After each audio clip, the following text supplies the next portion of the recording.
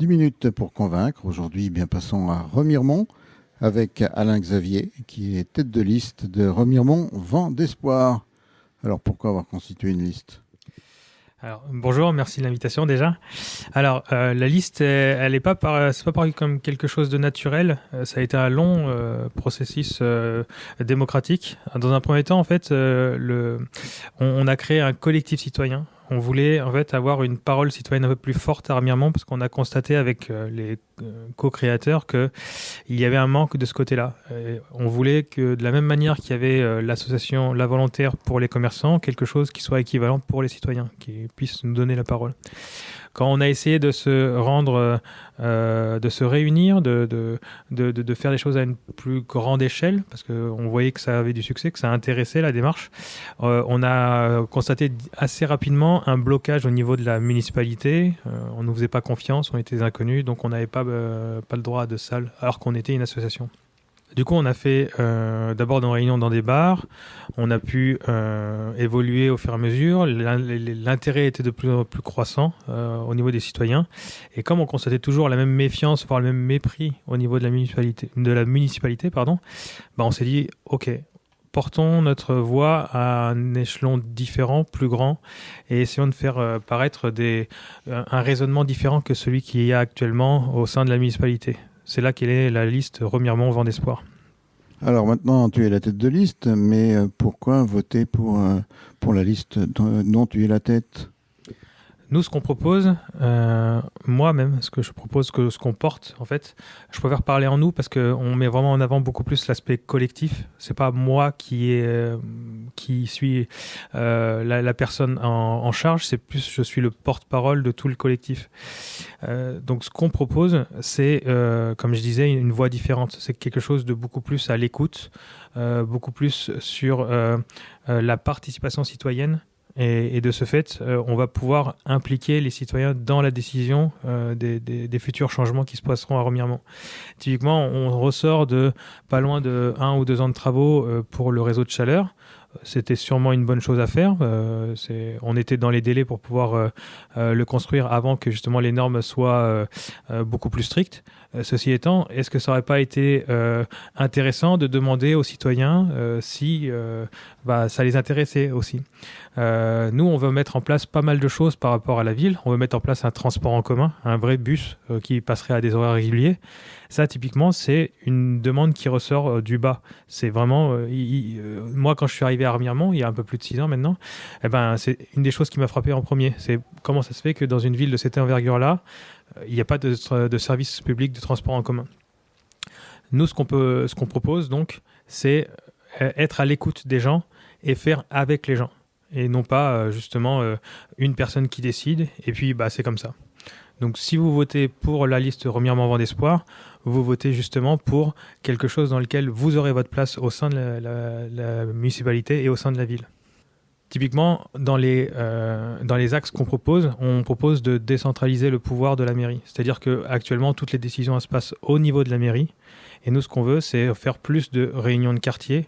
On a constaté que depuis la Covid, finalement, il y a un gros manque de lien social. Le tissu social s'est complètement perdu. Les gens sont renfermés sur elles et eux-mêmes.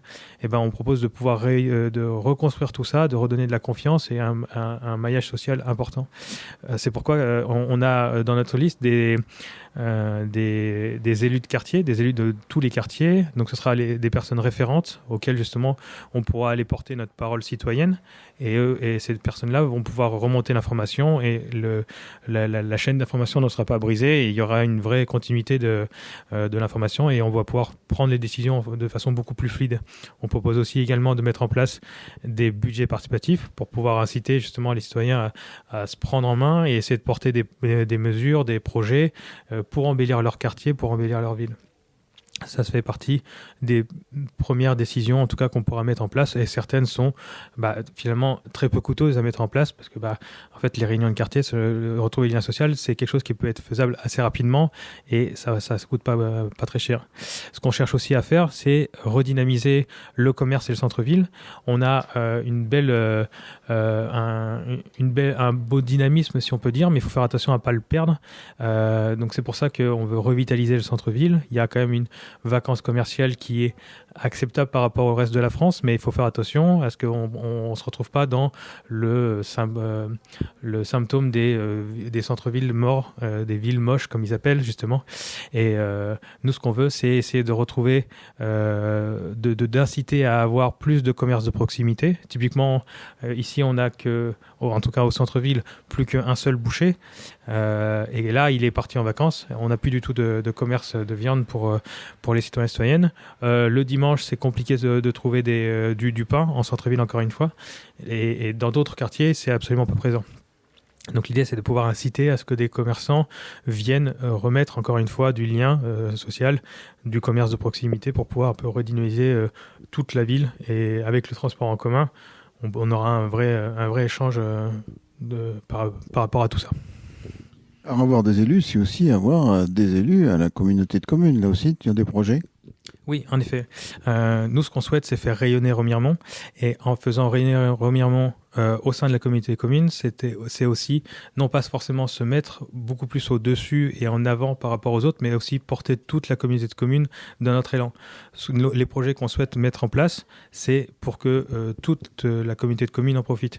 Dans un premier temps, le bus sera d'abord sur Remiremont et on va essayer de pousser tout ça justement à un échelon encore plus haut parce que finalement, ce qu'on se rend compte, c'est que tous les acteurs associatifs et tous les acteurs qui font vivre Remiremont finalement du commerce, il y en a très peu finalement qui habitent Remiremont, notamment à cause du prix du loyer, des loyers qui sont assez élevés. Donc il y a justement une mesure qui est de bloquer, pas bloquer, mais de restreindre justement l'achat des appartements pour faire du Airbnb, pour pouvoir vraiment conserver notre parc immobilier pour s'installer.